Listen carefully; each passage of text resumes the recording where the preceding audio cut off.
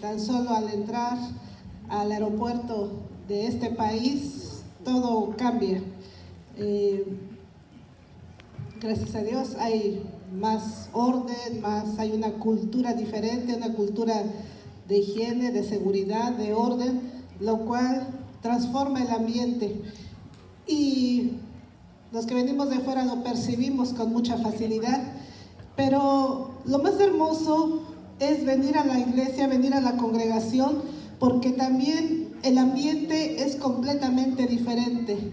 Uno entra a un ambiente de fraternidad, de cordialidad, pero sobre todo en este lugar a un ambiente de alabanza, que tal vez por vivirlo ustedes con mucha frecuencia no lo perciben, pero ese ambiente de alabanza provoca que la presencia del Señor se mueva con mucha facilidad. Doy gracias a Dios por el amor de ustedes, por el trabajo, por el servicio, porque es evidente el crecimiento, el cambio de nivel a un mayor nivel de excelencia, y yo creo que si estamos trabajando así, estamos bien entrenados para un día ir a alabar al Señor. Porque los ministerios se acabarán, el servicio se acabará, pero la alabanza es algo que nos llevaremos allá delante de nuestro Señor. Dele la gloria a Él.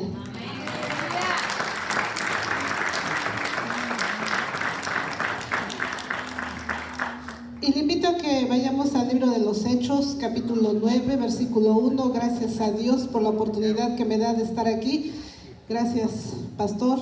Y gracias a todos ustedes que nos apoyan, a los que hemos salido a otros lugares a predicar la palabra. Como les decía, mientras vaya a Hechos, capítulo 9, versículo 1 en adelante, el estar fuera provoca que disfrutemos más de lo que tal vez para ustedes ya sea común, ¿verdad? Y podemos notar con mucha facilidad lo bendecidos que están ustedes. Hechos capítulo 9, versículo 1 en adelante, ¿está conmigo? Ok, demos gracias a Dios. Padre, muchas gracias te doy en el nombre de Jesús en esta mañana. Gracias, Señor, porque de verdad es un privilegio estar en tu casa. Por favor, Señor, ayúdanos, ayuda a tu pueblo a que un día en tu casa no sea algo común, algo ordinario, Señor, sino que tu presencia provoque que vivamos esta vida extraordinaria delante de ti, Dios de los cielos. Espíritu Santo, yo te doy gracias porque tu presencia en este lugar es evidente. Ahora, Señor, por favor, toma este tiempo por completo, habla a nuestras mentes, habla a nuestros corazones, conecta nuestro espíritu con tu Espíritu Santo al 100%, Señor.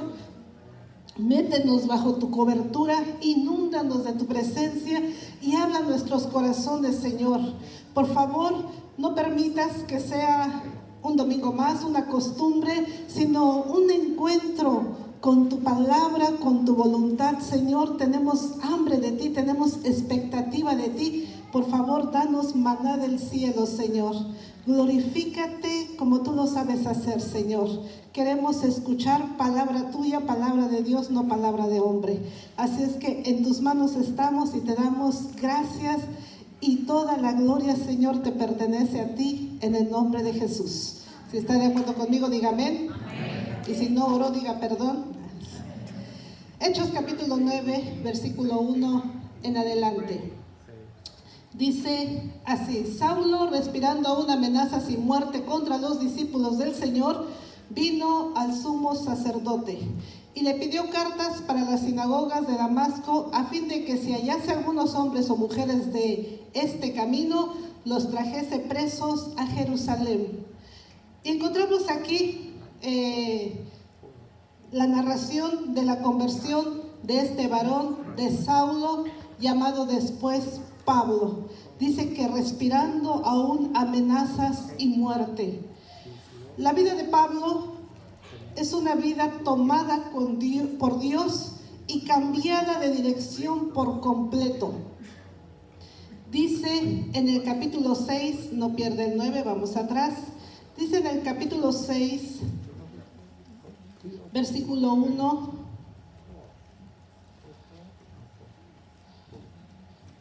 De Hechos 6:1, en aquellos días, como creciera el número de los discípulos, hubo murmuración de los griegos contra los hebreos de que las viudas de aquellos eran desatendidas en la distribución diaria. Entonces los 12 convocaron a la multitud de los discípulos y dijeron: no es justo que nosotros dejemos la palabra de Dios para servir a las mesas. Buscad pues, hermanos, de entre vosotros a 7 varones de buen testimonio, llenos del Espíritu Santo y de sabiduría, a quienes encarguemos de este trabajo, y nosotros persistiremos en la oración y en el ministerio de la palabra. Agradó la propuesta a toda la multitud y eligieron a Esteban, varón lleno de fe y del Espíritu Santo. Y ahí están a otros. Vemos aquí que eligen a un diácono, a Esteban, pero dice que en el versículo 8, y Esteban, lleno de gracia y de poder, hacía grandes prodigios y señales entre el pueblo.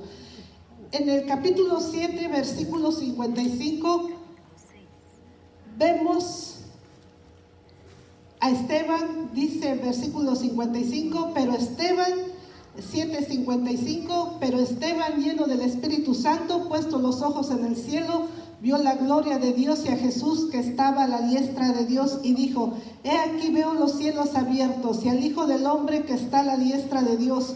Entonces ellos, dando grandes voces, se taparon los oídos y arremetieron a una contra él, y echándole fuera de la ciudad le apedrearon, y los testigos pusieron sus ropas a los pies de un joven que se llamaba Saulo.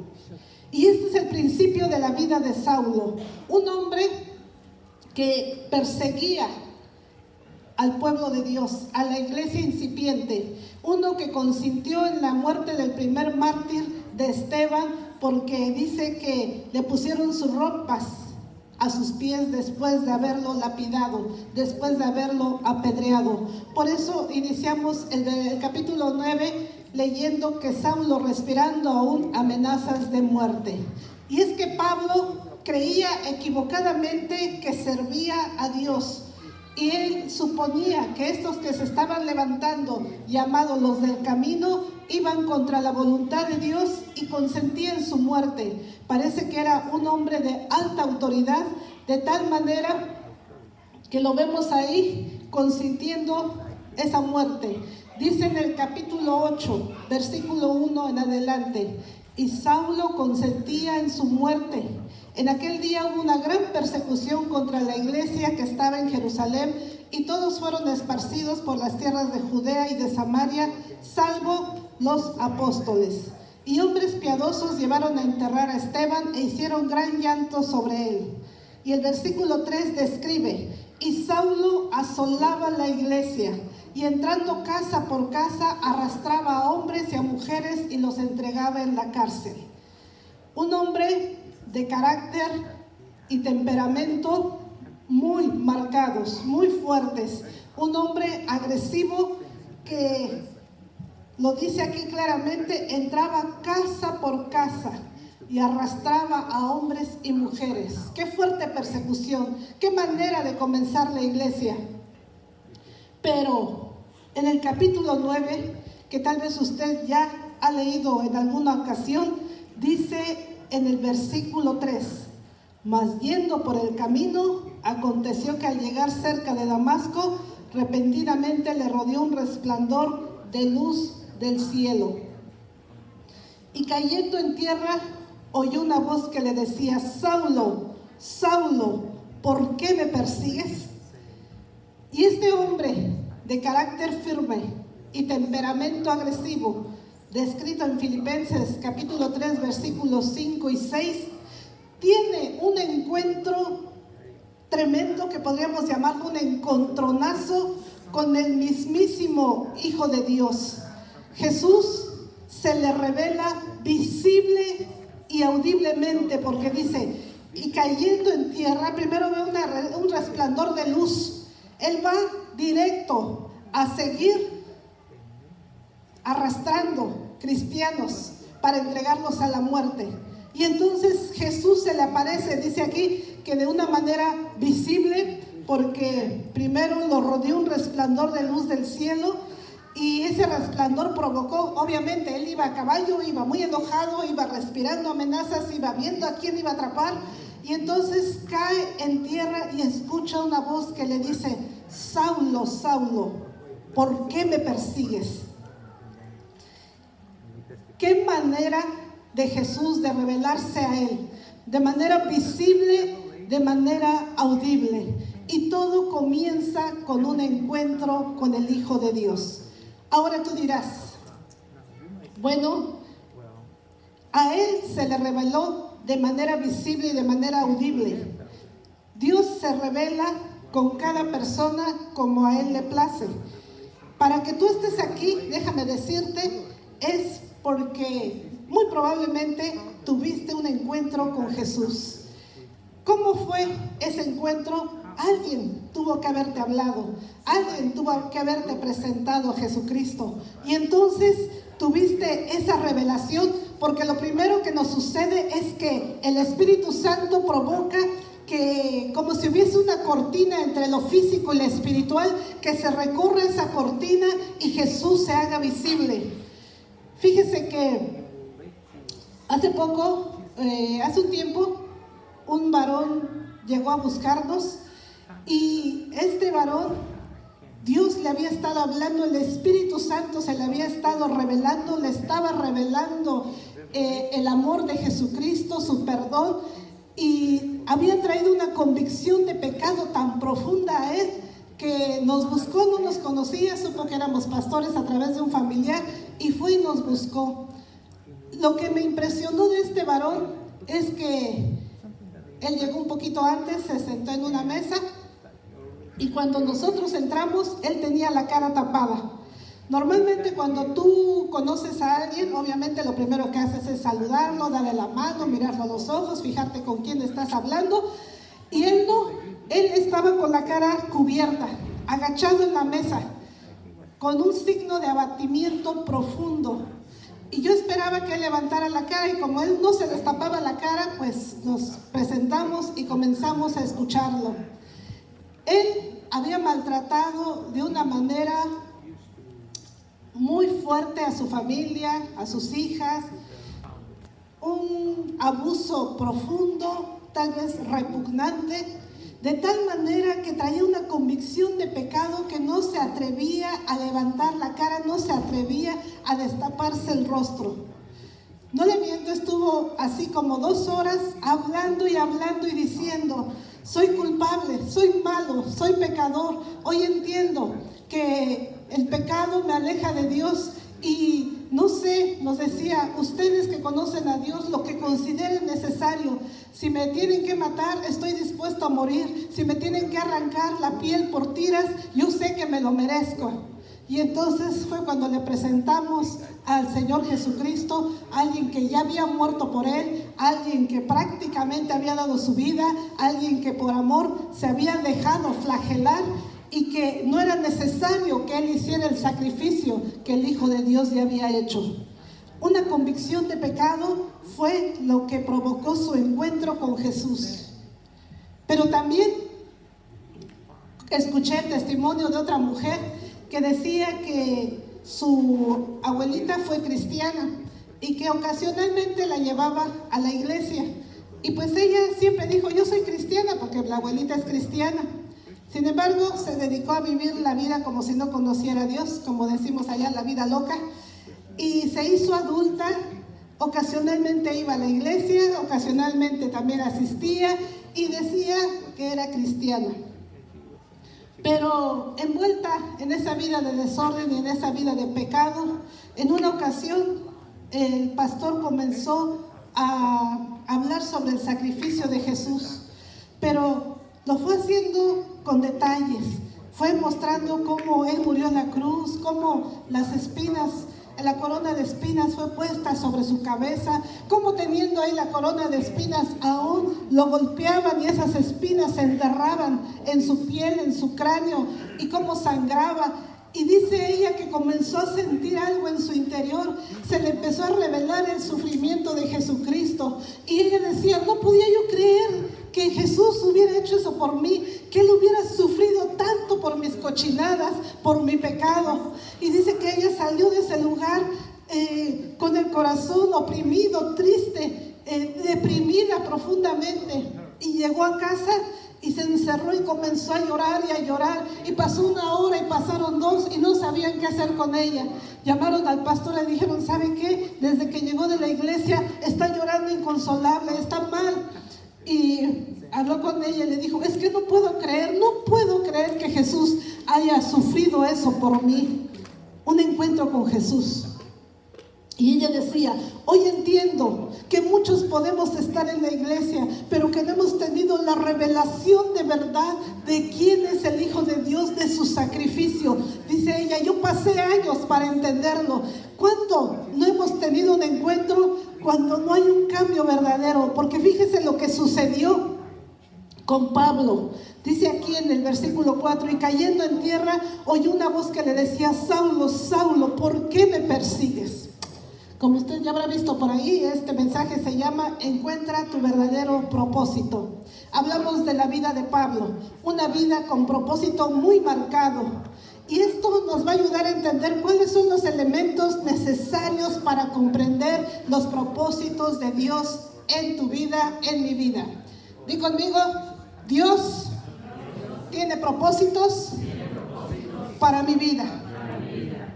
Así es, porque somos diferentes a las plantas y a los gatos. Bueno, hablo de gatos porque yo tengo gato nada más, ¿verdad? Ellos nacen, crecen, se reproducen y mueren. Los propósitos de los hijos de Dios son más altos. ¿Cuántos lo creen? Porque no somos gatos. Aunque sí nos reproducimos mucho los hispanos, pero no somos gatos. Somos más que eso. Propósitos para nuestras vidas. Encuentra tu verdadero propósito. ¿Saben?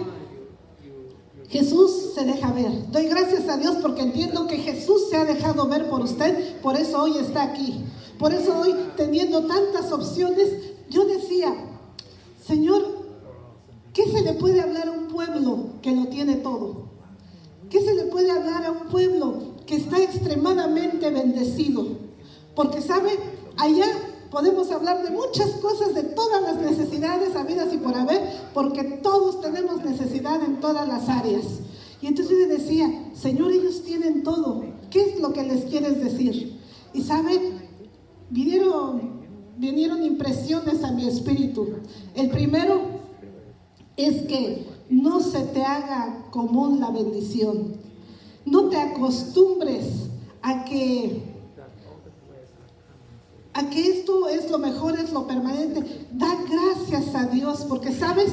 Quiero recordarte que cada día hay gente que muere por tratar de venir a estar en este país. Hay gente que arriesga su vida, hay gente que se queda en el camino, hay gente que pierde la familia, que pierde a sus hijos, que pierde la vida, que son mutilados por intentar llegar a este lugar. Y tú estás aquí. Y no solamente estás aquí, estás bendecido. Y no solamente estás bendecido, estás en la casa de Dios. Que no se te haga común lo extraordinario, la bondad y la misericordia de Dios. Dale la gloria a Él.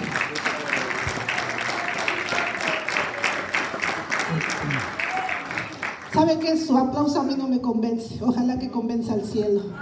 Dale la gloria a Dios, y de verdad no se le ha hecho común lo extraordinario, la bondad de Dios, su misericordia, su favor, su gracia inmerecida.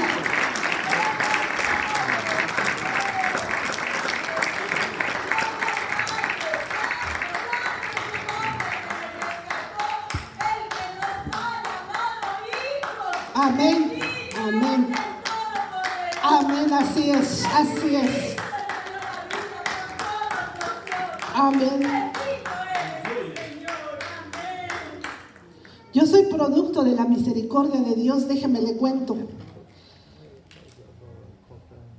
Porque yo no debería de estar aquí. A muchos les he platicado que cuando inició la iglesia yo estaba en este lugar y yo era ilegal y nunca creí tener la oportunidad de regresar de una manera legal. De verdad que solamente es la misericordia de Dios que no solo perdona tu pasado, lo borra, sino hasta en lo terrenal lo borra y puedes volver a comenzar. Esa es la bondad de Dios. Esa es la misericordia de Dios. Y dice el versículo 5. Él dijo: ¿quién eres, Señor? Y le dijo: yo soy Jesús, a quien tú persigues. Dura cosa te es dar coces contra el aguijón. Él, temblando y temeroso, dijo: Señor, ¿qué quieres que yo haga? Y el Señor le dijo: levántate y entra en la ciudad y se te dirá lo que debes de hacer. El encuentro con Jesús provocó esto, fíjese, dice el versículo 5. Él dijo: ¿quién eres, Señor? Para esos tiempos decirle Señor a alguien significaba entender que era una autoridad mayor, un poder superior, y que al decirle Señor se sometía a sus órdenes, se sometía a su señorío. Y es algo que no debemos de olvidar, porque fíjese, en la oración común, que no debe de ser común, que hacemos, debe ser una oración extraordinaria de decir: Señor, ven, sé mi Señor. Jesús, ven, sé mi Señor y sé mi Salvador. Y entendemos perfectamente que al decirle sé mi Salvador, estoy aceptando su sacrificio. Pero al decir sé mi Señor, quiere decir que nos estamos sometiendo bajo su autoridad, bajo su superioridad, y que estamos bajo sus órdenes. ¿Eso qué significa? Que cada palabra escrita aquí debe de ser obedecida, y que si escuchamos palabra, la conocemos y no la ponemos por obra, no lo estamos haciendo nuestro Señor. Pregunta: ¿de verdad es Señor de tu vida? ¿Es Señor de tu matrimonio? ¿Es Señor de tus finanzas? ¿Es Señor de tu tiempo? ¿Es Señor en todos los aspectos de tu vida? ¿O solamente hemos tomado lo conveniente? La salvación, sé mi Salvador, pero mi Señor todavía no. Pablo, al tener este encuentro glorioso con el Hijo de Dios, le dijo Señor, y le hace la pregunta, ¿verdad?, clave, que lo lleva a otro nivel. Dice en el versículo 6. ¿Qué pregunta dice ahí? Léalo conmigo. Versículo 6. Temblando y temeroso dijo: Señor, ¿qué dijo? Nada más escuché 3. Nada más 3 saben leer español, los demás inglés. Díganlo en inglés, Dios lo entiende, yo no mucho. ¿Cuál es la pregunta? ¿Qué dice?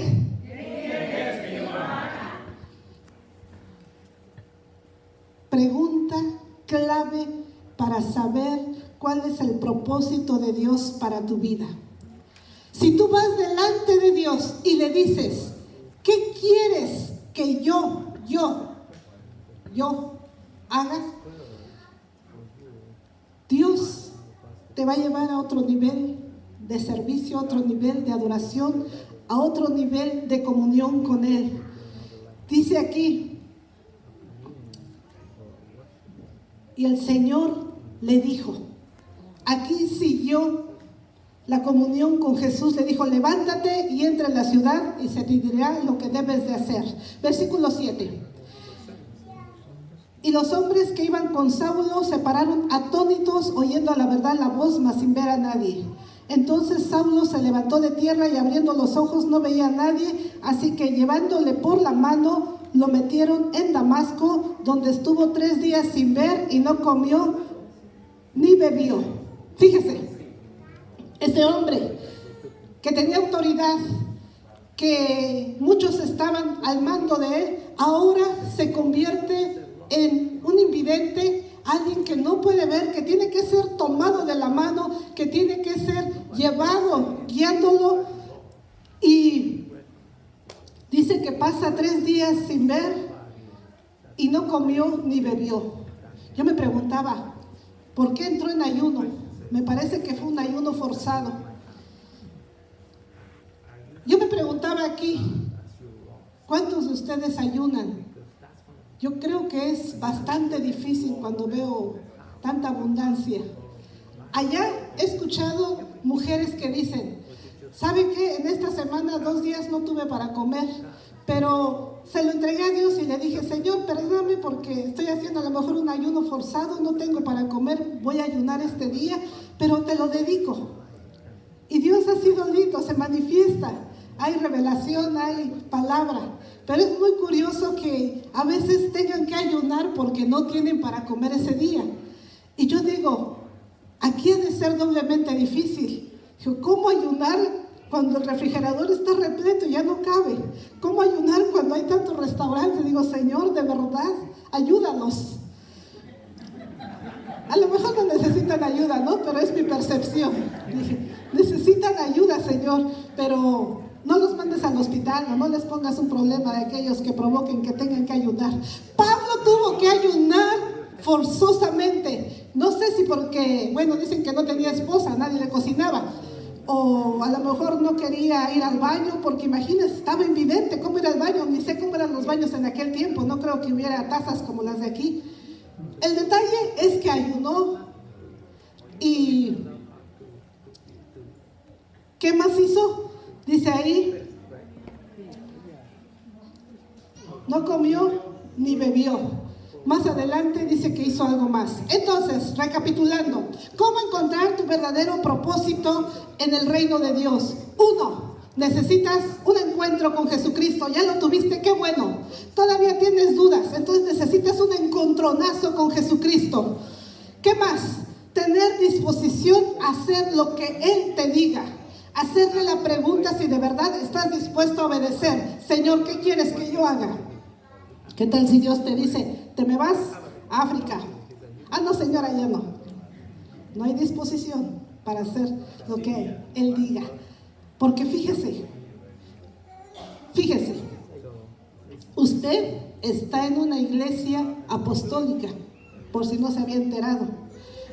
En una iglesia donde Dios ha llamado a los que van a ser enviados. Y a los que no son enviados van a sostener a los enviados. No sé si se ha dado cuenta de que Dios lo puso en un lugar estratégico para ser de bendición a muchos lugares. Estaba yo viendo el día de ayer, creo, estaba yo viendo una imagen en donde un caballito de mar está siendo grabado, está en una pecera grande, o no sé, en un lugar con cristal, un acuario, y está dando a luz. Entonces, como que hace una contracción y le salen por aquí en un agujerito, le salen muchos caballitos de mar, y hace otra contracción y salen muchos. Yo dije, wow, qué hermoso. ¿Sabe? La iglesia así debe de ser, debe de dar a luz misiones, debe de dar a luz evangelistas, maestros, pastores. Y yo recordaba que yo salí hace 20 años y el hermano Eusebio salió hace también como 20 años, 18, y el hermano Fernando salió hace ¿cuántos años? ¿16 años? ¿6 años? Ok. Entonces yo decía, creo que ya es tiempo de que salgan más, porque cantábamos aquí, eres rey de las naciones. Definitivamente Él quiere reinar en todas las naciones. ¿Qué se necesita? Enviados. Y yo decía, a ver, ¿qué hacemos cuando los médicos, cuando una mujer está embarazada y se llega su tiempo de parir y no pare? Normalmente un embarazo a las 38 semanas el producto está maduro y ya puede nacer. 40 semanas es el ideal, y no sé los parámetros de aquí, pero en México si llegas a 42 semanas y no tienes dolores de parto, se le provocan. Se le inyecta una sustancia que se llama oxitocina. Y yo dije, Señor Espíritu Santo, creo que la iglesia necesita oxitocina, necesita que le aprietes, necesita que le apachurres, necesita que le provoques dolores de parto y comiencen a dar luz para lo que fueron llamados. Que se cumpla el propósito de esta iglesia en el nombre de Jesús.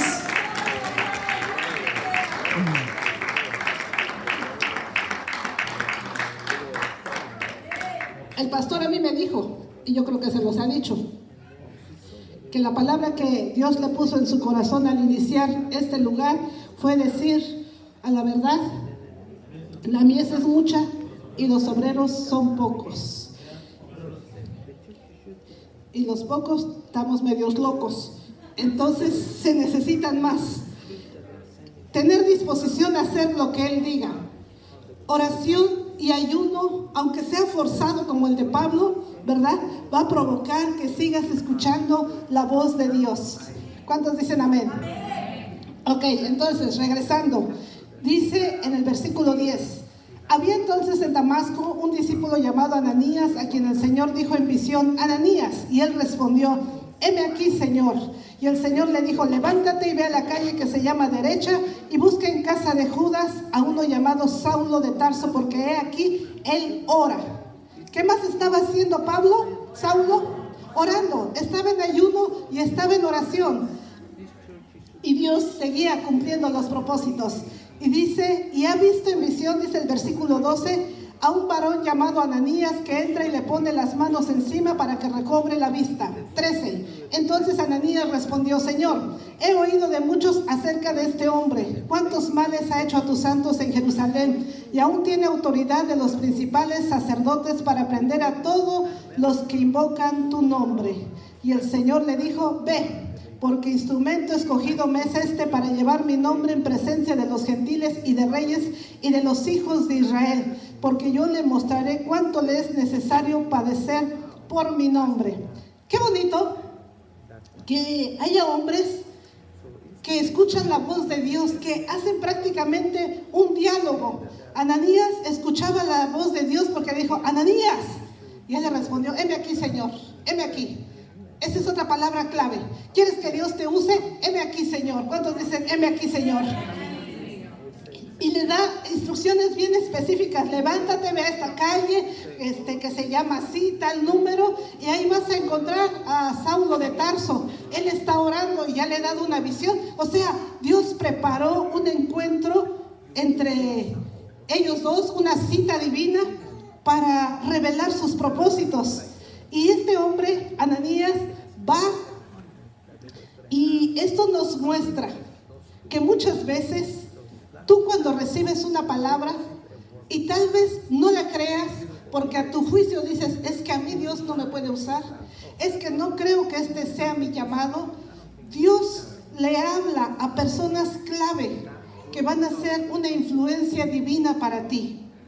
Cuando tus líderes te dicen, me parece, tengo la impresión que Dios te va a usar, que Dios está esperando esto de ti, no lo descalifiques, porque muchas veces pareciera que Dios le revela sus propósitos a otras personas. Yo doy gracias a Dios porque ustedes aquí tienen profeta, porque hay gente que está afinando su oído como Ananías para escuchar las instrucciones de Dios. No menosprecies las profecías, no se te hagan demasiado extraordinarias y las descalifiques. ¿Cómo la profecía no va a ser extraordinaria si viene de la boca de un Dios extraordinario? Simple, sencillo. Ahora, dice que la instrucción fue, él va a predicar a los gentiles y le voy a enseñar que hay que padecer por mi nombre. Y dice el versículo 17, fue entonces Ananías y entró en la casa y poniendo sobre él las manos, dijo, hermano Saulo, el Señor Jesús que se te apareció en el camino por donde venías, me ha enviado para que recibas la vista y seas lleno del Espíritu Santo. Y al momento le cayeron de los ojos como escamas y recibió al instante la vista y levantándose fue bautizado. Y habiendo tomado alimento, recobró fuerzas y estuvo Saulo por algunos días con los discípulos que estaban en Damasco. ¿Qué sucedió después del encuentro con Jesucristo? Tuvo disposición para hacer lo que Dios le dijera. Oró, ayunó y Dios empezó a revelar sus propósitos. ¿Qué fue lo que siguió? Una llenura del Espíritu Santo. Ahí está un hombre, ahí está con toda la disposición a hacer lo que Dios quiera, a recibir instrucciones. Y Dios lo llena de su Espíritu Santo, lo satura de poder, ¿verdad? Y lo lleva a otro nivel. Dios nunca te va a enviar a hacer algo sin haberte equipado. ¿Por qué necesitamos la llenura del Espíritu Santo? Porque en nuestras fuerzas no vamos a lograr nada. Se necesita, mira, ¿cómo saber si estás lleno del Espíritu Santo o no? Fácil. Si eres una persona que desde que se convirtió has estado apasionada, hambrienta por Dios, llegas a este lugar con expectativa, hay alabanza y tú dices, quisiera que no se acabara, hay palabra y tú te la comes y tú dices, es para mí. Vives la vida como en una aventura con Dios, estás lleno del Espíritu Santo. Pero si eres de los que hoy es jueves, hoy no voy a la iglesia, luego el pastor no predica. O si eres de los que dicen, no, hoy tengo que limpiar mi casa, como si la casa se fuera a ir o se fuera a caer porque no la limpias el domingo. O dices, no, es que primero es la familia, tengo que sacar a mi familia. Los puedes sacar otro día. El día del Señor es del Señor. Doy gracias a Dios porque tú estás aquí. Esto no es para ti. Si tú llegas diciendo, ay, otra vez la alabanza, otra vez las mismas panderistas, ¿saben qué? Ahorita que llegaba y le preguntábamos a Jackie, ¿por qué no estás ministrando? Y decía, es que ya no cabemos. Dije, wow, qué hermoso, que no quepan. Y ¿sabe? Me pasó algo curioso. Allá, cuando visito algunos lugares y a veces en la misma iglesia, tengo que cerrar mis ojos para no ver las cosas que hacen mal, para poder concentrarme y adorar a Dios. Aquí los tuve que cerrar porque es tanta belleza, tanta armonía, que uno se puede perder en lo bonito que hay aquí y no adorar al Señor. Entonces dije, no, tengo que cerrar mis ojos porque si sigo viendo a estas muchachas hermosas, me pierdo en su belleza y no adoro a Dios. Yo cierro los ojos para adorar al Señor. Pero doy gracias a Dios, de verdad, gracias a Dios por su trabajo, por su nivel de excelencia. No saben, de verdad, el privilegio, lo que tienen, lo hermoso que es la libertad de adorar a Dios. Allá en una de las comunidades donde estamos levantando una misión, pues se les está comenzando a enseñar panderos. Y hay una niña que llegaba siempre puntualita y ahí estaba y ministraba y un día, y ensayaba, perdón, porque todavía no hay grupo, y un día le dijo a la que les enseñaba, ¿sabe qué? Me gusta mucho, pero ya no quiero venir. Y le decía, ¿por qué? Porque cada que vengo, mi papá le pega a mi mamá. Y yo siento muy feo. Y yo le he dicho a mi mamá, mamá, si quieres ya no voy, porque cada que me voy a ti te pegan. ¿Y sabe qué dijo la mamá? Tú ve, mi hija, aunque me pegue tu padre, aunque me mate, tú vas a aprender a adorar a Dios. ¿Sabe? Por favor, los padres, las mamás que están apoyando a sus hijos, porque esto depende mucho de los padres que los apoyan en oración. No se oponga a lo que están haciendo, no se oponga, apóyelos, ayúdelos, haga lo que sea necesario para que esto siga creciendo, para que esto se haga más excelente, para que esto provoque que haya adoración, no solamente aquí, sino a los lugares que los que estamos afuera estamos llegando, para que la adoración para el Señor comience a correr de esta nación hacia otros lugares, para que, como dice la palabra cubra toda la tierra, la adoración cubra la tierra como las aguas cubren el mar a través de este lugar, en el nombre de Jesús.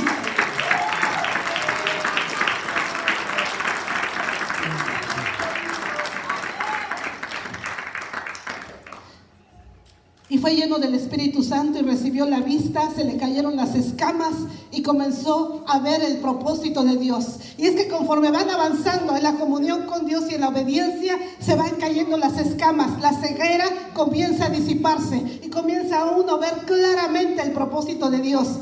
Y dice aquí, en el versículo 20, léalo conmigo, enseguida predicaba a Cristo.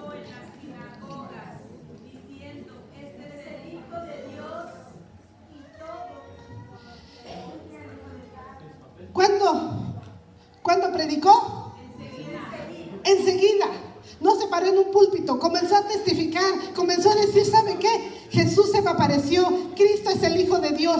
Eso es todo lo que tenemos que predicar. Este púlpito es para predicar a Jesucristo. Este lugar es para proclamar que Él es Dios. Yo podría, ¿verdad?, venirles a hablar de mi vida, pero gracias. Pero para hablar de mi vida, pues mejor me invita usted a comer y le platico lo que quiera. Gracias. Este lugar es para hablar de Jesucristo, para hablar del Hijo de Dios. Predicaba Cristo en las sinagogas diciendo que este era el Hijo de Dios. ¿Qué predicaba? Jesucristo. ¿Qué predicaba? Que era el Hijo de Dios. ¿Cuándo? Enseguida, desde el primer momento, enseguida. ¿Cuánto tiempo lleva usted de convertido? ¿A cuántos ha hablado? ¿Lleva 5 años? Por lo menos uno por cada año ha traído. Yo veo bancas, yo veo sillas vacías todavía. Qué bueno que aquella se llenó de panderistas, de gente que sirve. Me dijeron que ya quitaron una fila. Que quiten todas, pero que se llene de adoradores.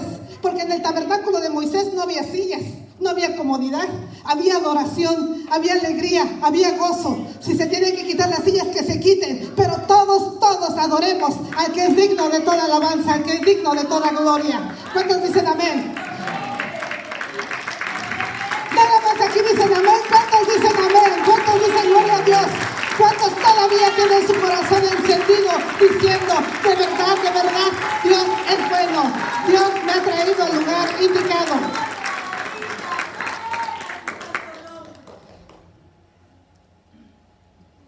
Comenzó a predicar. Ahora fíjese. En Hechos capítulo 13, ya voy a terminar porque me emociono y yo pienso que todos están emocionados, pero a lo mejor nada más yo. Hechos capítulo 13, versículo 1.